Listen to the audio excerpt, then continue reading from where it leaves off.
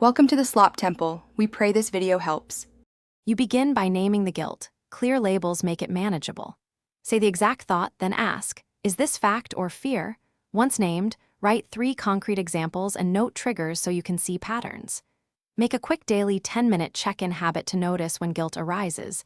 This builds awareness versus suppression. Use one short breathing cycle before reacting to a guilt trigger to slow down. This immediate step shifts you from reacting to investigating, creating space for smarter choices. Now you reframe and test. For each guilt thought, write 2 evidence-based counterstatements, facts that weaken the automatic belief. Then pick one small behavior change to try for 1 week. Examples: 30-minute self-care or saying no once. Use a 2-minute script to explain decisions to your partner or family so expectations align. Make sure to track outcomes. Did stress drop? Did the child respond differently? This experimental approach teaches you what matters and reduces imagined blame over time. To finish, normalize the cycle. Reflect on what triggered guilt, reframe the thought, then choose a deliberate response.